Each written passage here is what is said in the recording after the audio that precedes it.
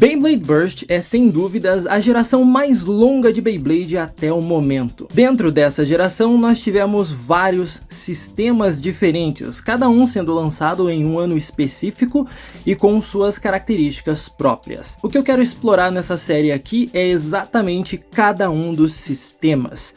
Parece que fica um pouco confuso com o passar dos anos o que cada sistema tem de diferente em relação ao anterior ou mesmo aos próximos. Então é interessante a gente fazer uma pequena viagem no tempo aqui e lembrar os sistemas que foram lançados e suas principais características. Lembrando que embora Beyblade Burst tenha tantos sistemas assim, todos eles respeitam a mecânica base de Beyblade Burst com os componentes Layer, Disc e Driver. E exatamente essa limitação, digamos assim, acabou sendo um dos fatores mais interessantes para observarmos a evolução da geração no decorrer dos anos. E o próximo sistema que iremos comentar é o Gachinko, ou também conhecido como GT, para encurtar um pouquinho o nome. Esse daqui foi um sistema que mudou completamente a maneira como nós vemos Beyblade Burst, porque ele acrescentou mais peças e tornou a competitividade muito mais interessante. Foi durante esse sistema aqui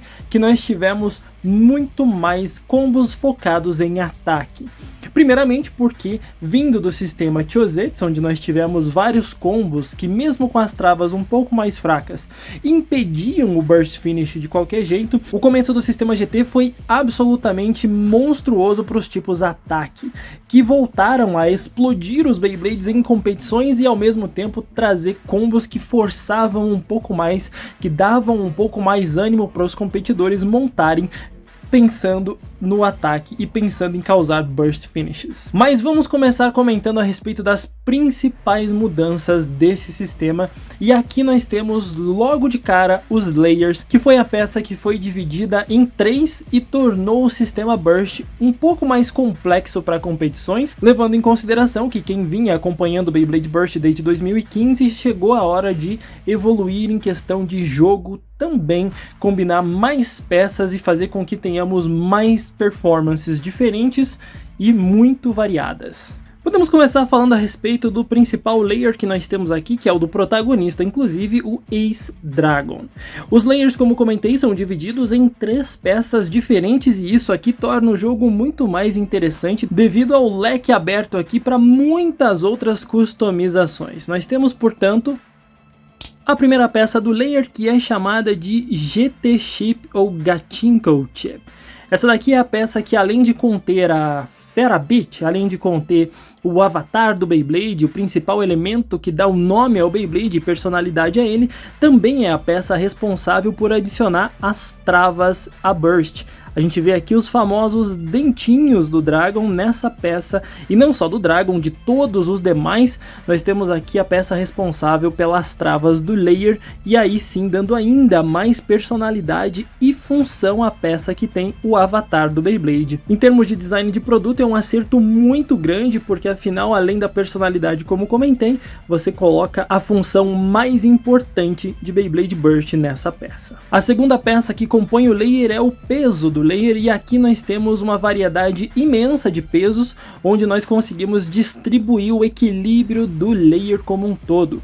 Você tem pesos que conseguem manter o Layer equilibrado, tem alguns que mantêm o Layer totalmente desequilibrado, uns mais leves, outros mais pesados, outros com pouco desequilíbrio, outros mantendo o peso mais para dentro. É uma variedade bem grande para que a gente tenha muitas opções de customização, e o mais legal de tudo é que temos peças especiais que vão no lugar dos pesos, como por exemplo o chamado peso GAN, que é uma peça de borracha e é a mais leve de todas desse segmento, mas possui aqui uma travinha de borracha que vai dificultar muito o Burst Finish, porque vai entrar diretamente no caminho do Disc, fazendo com que o Beyblade tenha muito mais dificuldade em eclodir em batalha. Tudo isso sacrificando o peso do Layer, tornando o Beyblade mais leve, mais fácil de ser jogado para fora, ainda assim dificultando bastante uma das finalizações. E o último elemento que compõe os layers são as bases, e essas peças são responsáveis não apenas pelos pontos de contato dos Beyblades, trazendo mais ataque, mais defesa, mais resistência, mas também são peças que trazem mecânicas e materiais diversos, onde nós temos a possibilidade de aumentar aqui os nossos combos e fazer com que os desempenhos dos nossos Beyblades sejam muito interessantes, e competitivamente falando, são as peças que vão entrar direto em contato com o oponente. O mais legal de tudo é que todas essas três peças são completamente compatíveis entre si. Somente nos layers nós temos 3 peças que podemos misturar entre outros layers. É claro que tem as limitações de sentido de rotação, por exemplo, você não consegue encaixar um Dragon em uma base de giro à esquerda, ao mesmo tempo que você não consegue encaixar um Longinus em uma base de giro à direita. Salvo essas limitações, nós podemos customizar pesos, podemos customizar as bases de todas as maneiras que pudermos e também melhorar o desempenho de todas elas. O mais legal de tudo, como comentei, são as mecânicas que apareceram com essas bases. Diferentemente dos lançamentos iniciais, que foram com a base Ace, e ela no mesmo produto vinha acompanhada de outras 2 bases exatamente para promover essa substituição de peças, tinha a base Grand, que era de circular e muito voltada para resistência, e a base Rock, que tinha pontos de contato interessantes para repelir os ataques aqui, sendo uma base de defesa, diferentemente da Ace, que era de ataque. A diversidade dos designs é o que mais chama a atenção, especialmente se considerarmos as silhuetas dos Beyblades que já conhecemos.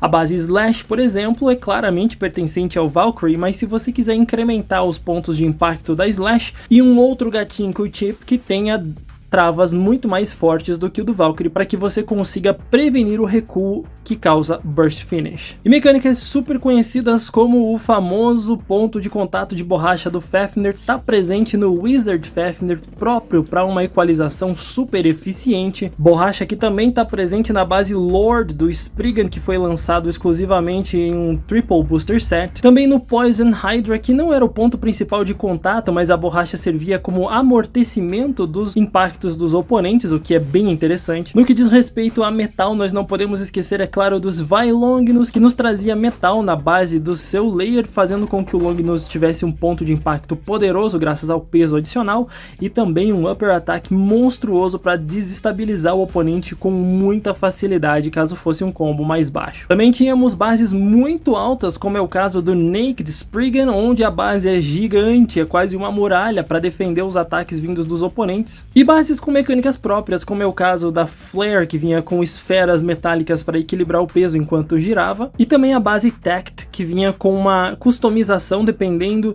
do peso que você colocava, você ativava pontos de contato na base para que ela fosse mais ofensiva ou mais defensiva. Uma das mecânicas mais interessantes certamente pertence ao Heaven Pegasus, porque é uma base que trabalha com volta de cliques. Ele fazia com que o Beyblade voltasse os cliques dependendo do ponto que fosse atingido. Claro, isso é uma coisa rara de acontecer na batalha, mas a ideia é incrível e é uma das mecânicas exclusivas para o sistema Burst. Afinal de contas, voltar os cliques é sempre muito interessante, considerando que você pode eclodir. Contudo, você precisaria utilizar um driver mais alto para essa mecânica funcionar. Mas houve 2 bases em específico no sistema H-Tinkle que chamaram muito atenção, além, é claro, do subsistema que vou comentar já já. Primeiramente, eu quero falar a respeito da base Imperial. Essa é a base que veio com a evolução do Dragon, o Beyblade do protagonista, e ela trazia um elemento muito interessante para o jogo, que seria o seu despertar definitivo.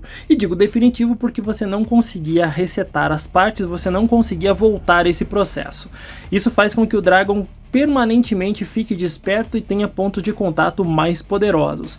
No meio do caminho, ele possuía uma habilidade que causava um rebote muito grande. Ele possuía uma mola na parte dourada que fica no meio do layer e causava esse efeito de ricochetear o oponente para longe, ao mesmo tempo que, se sofresse um clique forte o suficiente, travava na sua última forma, revelando pontos de borracha bem eficientes para ataque e que jogavam o oponente para longe quando não causavam burst finishes bem aplicados.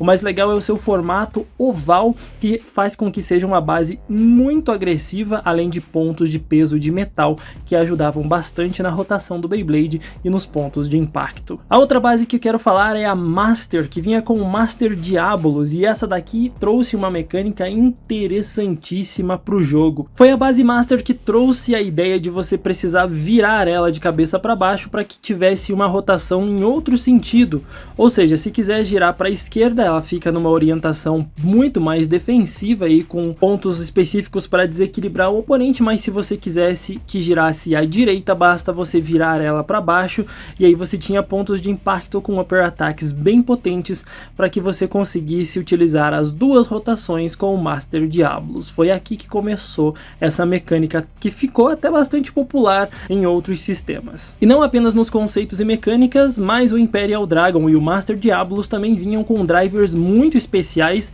específicos deles, e que trouxeram uma ideia muito diferente para o jogo. Mais tarde eu comento a respeito desses drivers especiais, porque ainda temos o subsistema de layers desse sistema em Beyblade Burst. Assim como tivemos os 3 Beyblades especiais com o sistema Chosetsu de despertar e ativar um Burst Stopper no sistema anterior, aqui em GT nós tivemos 3 layers muito especiais e com um sistema de trava infinita. Por trava infinita quero dizer que esses layers não possuíam travas, eles não tinham os famosos dentinhos, mas tinham uma mecânica muito interessante e muito bem pensada. Afinal de contas, nós sabemos como o Beyblade Burst funciona. Conforme você for acertando o oponente, ele vai recebendo cliques e vai girando o seu layer para que ele ecloda no final da batalha. Contudo, os layers de trava infinita não tinham essa característica e continuavam a girar ao redor do seu eixo sem destravar, e essa era a maior mecânica deles. Eles não eclodiam, na verdade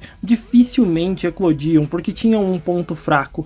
O ponto fraco era manter o centro deles aqui vermelho e em seguida acertar esses botõezinhos que estão na estrutura deles. Ao fazer isso e levar mais um dano, aí sim o Beyblade eclodia. E esse sistema está presente em 3 layers específicos, que são o Prime Apocalypse, o Regalia Genesis e o Big Bang Genesis.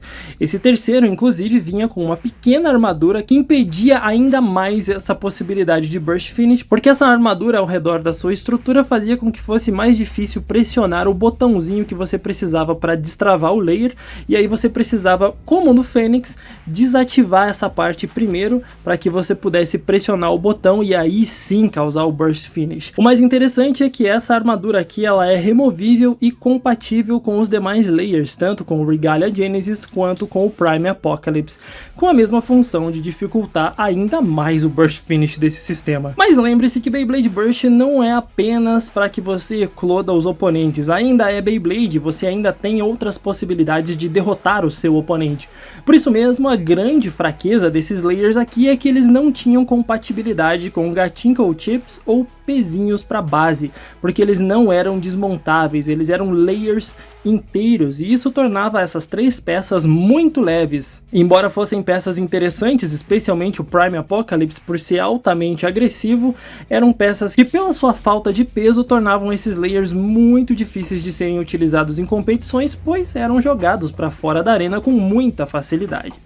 E mesmo com esse subsistema, o que mais se destacou durante todo o sistema GT foi a troca de bases, a troca de pesos, a incrementação absurda nas customizações que evoluíram ainda mais o jogo, tornando ainda mais complexo para que as pessoas tivessem mais criatividade na hora de montar os seus combos. Os discs também receberam algumas versões novas e com algumas mecânicas, o que é interessante porque nós temos agora algumas partes móveis e temos ideias legais para discs novos aplicados, pelo menos na fase inicial de GT. O primeiro disc que vimos foi o Sting, e esse era bem interessante porque ele não possuía apenas uma estrutura plástica em volta da estrutura metálica, mas dentro dessa estrutura possuía uma molinha para que ele tivesse uma absorção de impacto e fosse um pouquinho defensivo caso o oponente viesse atacando de baixo, então ele ia levar um pequeno ricochete ali de lado, e o disc é interessante por isso, além de ser um pouco mais pesado devido a essa estrutura e essa mecânica,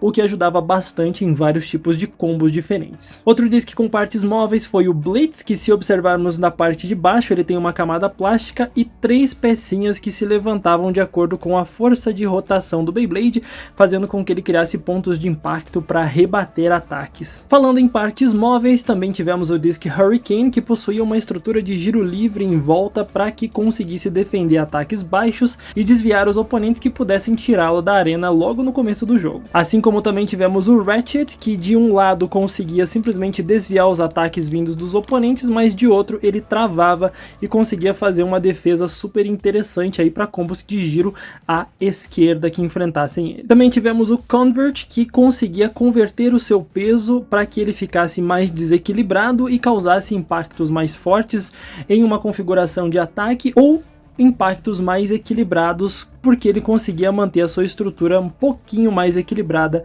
Era interessante para que você conseguisse uma variedade bem grande de performances, especialmente considerando que ele vinha no Union Achilles. Ainda em partes móveis tivemos o Paradox, que você conseguia destacar uma das partes dele, e depois de destacar bastava você virar ele e encaixar de volta no seu núcleo para que ele tivesse uma performance defensiva diferente e até de contra-ataque. Um disc super interessante, mas que cabe perfeitamente com a base Naked, porque uma peça complementa a outra. Também tivemos o Disc Around com esferas metálicas na sua parte de baixo. As esferas possuem um giro livre para ajudar num possível Life After Death, mas é mais para jogar o peso desse disc para fora, fazendo com que ele tivesse um pouquinho mais de resistência e auxiliasse alguns combos a girar por algum tempo a mais do que o oponente.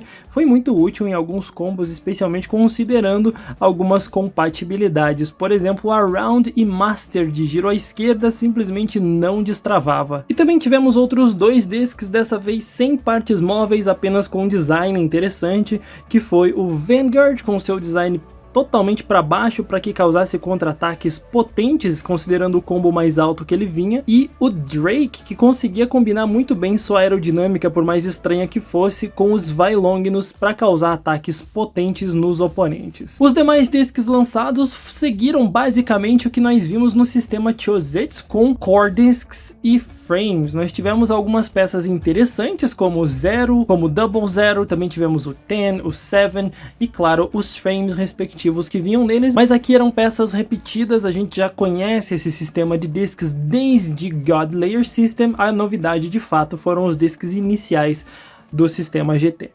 E não apenas as inovações que nós tivemos no sistema dos layers divididos em 3 peças diferentes, também tivemos os subsistemas ali, como já expliquei, da trava infinita.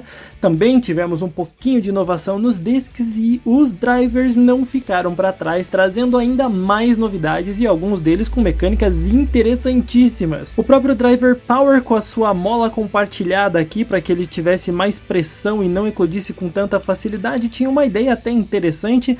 Uma pena que os Beyblades não eram pesados o suficiente para fazer com que ele ativasse de uma maneira efetiva. Mas quando o assunto é peso, certamente o Driver Charge consegue falar bem mais alto, porque toda essa estrutura em cinza que dá para ver é metal, e isso fazia com que o centro de gravidade do Beyblade fosse muito mais para baixo e fazia com que ele tivesse uma performance bastante agressiva e mantivesse a sua postura de ataque na arena, mantendo o Beyblade dentro dela. Outros drivers, como o Keep, mantinham uma esfera de borracha na sua ponta e também possuíam um giro livre para que ele conseguisse defender bem e se manter na arena. Muito interessante como ele funcionava. Em termos de resistência, nós tivemos, por exemplo, o Rise, que conseguia manter-se na arena, mas se fosse para a borda, certamente ele teria um padrão extremamente agressivo. Esse driver é excelente para que você faça combos de equalização. Para combos de equalização, é claro, já tínhamos um Extend Plus de fábrica nesse sistema, diferente de Chosetsu, onde nós precisávamos comprar um produto extra.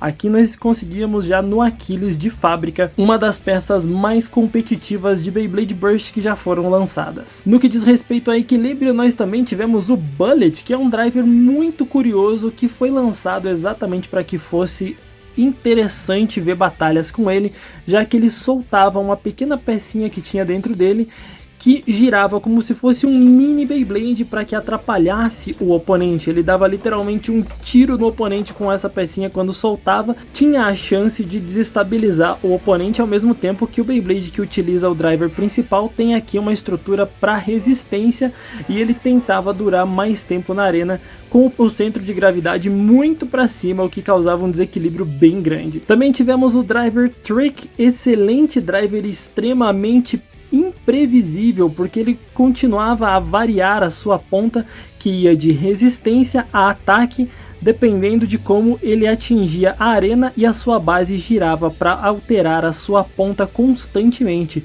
Era sempre uma aposta você usar esse driver aqui, porque nunca tinha certeza de como seria controlar ele, e exatamente por isso as batalhas imprevisíveis às vezes são divertidas demais. O Spyro, lá do Lost Longinus, recebeu uma versão Dash, o que é muito legal e foi utilizado em vários combos bem interessantes. E por falar em Driver Dash, que nós já conhecemos o conceito do vídeo anterior, os drivers que possuem uma molinha dourada ali dentro e são mais resistentes a Burst, nós recebemos a única versão do Ultimate Reboot Dash que foi lançada juntamente com o Prime Apocalypse, uma peça bem cara de ser conseguida porque vinha num set exclusivo. Ainda bem que a Hasbro lançou uma versão deles de Pro Series e a gente pode comprar só ele ao invés do set tão caro assim. Mas é um conceito interessante, uma peça muito boa, inclusive para combos, e aí nós temos a oportunidade de testar também na versão Dash. Dentre tantos drivers, mecânicas interessantes, versões Dash e tudo mais, nós tivemos 3 drivers específicos que foram muito interessantes e exclusivos do sistema GT. Começando, é claro, com o driver Generate, que vinha lá no Master Diabolos. Uma coisa em comum entre o Generate e os outros 2 drivers que vou comentar é que eles já vinham com a estrutura dos discs embutida e você não podia alterar a parte metálica que substitui o disc. Eram drivers inteiros devido à complexidade das suas mecânicas. O próprio driver Generate é bastante complexo e tem uma estrutura muito interessante na sua parte interna. Quando ele gira rápido, 2 partes aqui se expandem e destravam algo dentro da estrutura do driver, fazendo com que a mola dele fosse comprimida e ele conseguisse uma versão meio que dash para que pudesse atacar os oponentes com força total sem se preocupar com burst finishes. Contudo, conforme a rotação vai diminuindo, essas partes destravam, a mola volta ao normal e aí nós temos uma ponta que sai ali no centro do driver para que ele conseguisse conservar sua resistência, transformando ele em um driver muito mais defensivo de resistência do que de ataque no começo da batalha. Então não é apenas a variação da ponta e da performance dele na arena, mas também no começo, quando lançado bem forte, ele reforçava a pressão da mola interna para que durante um tempo ele agisse como se fosse um driver dash para impedir bursts. É um driver muito bem construído, enorme, mas que tem uma performance incrível, especialmente se você considerar um potencial ofensivo próximo à borda da arena. Os outros 2 drivers, como dá para observar aqui, são muito mais complexos porque dependiam de uma programação. Temos aqui os drivers elétricos que a Takara produziu, tanto o Hybrid quanto o Ignition Dash.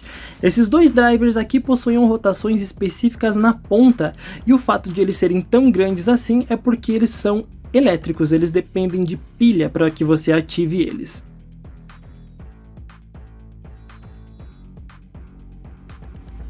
Além de ter um LEDzinho bem legal aqui para indicar que ele estava ligado. Ambos os drivers possuíam várias características, dentre elas ele reconhecia a velocidade que era lançado para que ativasse em momentos diferentes. Vamos começar falando um pouquinho a respeito do Hybrid, que já expliquei em vídeos de análise, mas eu quero deixar registrado aqui também. Ele possui uma programação para que ative a sua ponta de rotação em sentido único, ou seja, é muito importante que aqui você selecione se ele vai girar à esquerda ou à direita para não causar quebras e prejudicar o sistema interno dele. Então, se for girar à direita é no R, à esquerda é no L, e se você lança ele girando à direita com a configuração R, ele vai ativar e vai manter a rotação por muito mais tempo na arena, porque a sua ponta, e apenas a sua ponta, essa parte em branco, vai girar no mesmo sentido do Beyblade para que garanta um pouco mais de velocidade para o Beyblade. Lembrando, é um driver que é bastante redondo, ele é bastante grande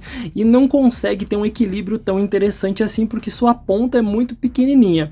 Mesmo assim, quando ativado, ele consegue uma performance muito legal na arena para que ele às vezes até corra dos oponentes. Já o Ignition Dash possui uma configuração um pouco diferente do Hybrid. A ideia do Ignition Dash, ele também possui aqui a sua travinha de L ou R, é que primeiro ele é um driver dash, ele tem uma molinha dourada ali dentro para dificultar o burst finish, mas a sua programação é outra. A sua ponta, e somente a sua ponta, essa parte em vermelho, conseguia girar em ambas as rotações, fazendo com que o Beyblade tivesse um comportamento bem estranho na arena. Se ele estivesse girando à direita, ele poderia ou acelerar o Beyblade para que ele conseguisse um giro rápido ao redor da borda da arena, ou ele estaria girando e ativaria sua ponta girando à esquerda. Se a ponta gira à esquerda, a ideia é que o Beyblade dê uma freada e volte e gire um pouquinho na outra rotação para que atinja o oponente na contramão. Mas lembre-se, não é o Beyblade que gira à esquerda quando esse driver é ativado, é apenas a sua ponta, redirecionando o ataque do seu Beyblade e causando um estrago na resistência dele, porque ele estaria sendo forçado a girar em um outro sentido, mesmo que fosse só a ponta. Ele sim era bastante prejudicado nisso, mas não deixa de ser uma coisa sensacional. E não é a primeira vez que esse tipo de coisa acontece, porque esses dois drivers aqui não deixam de ser uma releitura, uma versão moderna das Engine Gears que nós tivemos em Bakuten Shoot Beyblade. Aqui nós teríamos uma Engine Gear padrão e aqui a que vinha na Dranzer GT, que forçava o Beyblade a girar para o sentido oposto. Na verdade, apenas a ponta girava para o sentido oposto. Esses dois drivers são bem especiais, muitas pessoas acreditavam que eles eram extremamente apelões, mas lembre-se, Beyblade Burst dependia de outras duas finalizações que são Over Finish, Burst Finish. Então era muito comum a gente ver essas finalizações com esses drivers, por mais que eles girassem por mais tempo que os demais e fossem imprevisíveis em termos de movimentação. Lembre-se, eles eram programados para reconhecer a velocidade que você lançava para que ativassem em momentos diferentes na batalha. Esses aqui foram as ideias mais incríveis que tivemos em GT, e a Takara Tomy distribuiu esses produtos que são bastante caros de serem produzidos de uma maneira até fácil de conseguir, em especial o Ignition Dash que vinha no Dragon, que era praticamente um starter. E assim nós tivemos o sistema Gachinko, ou GT.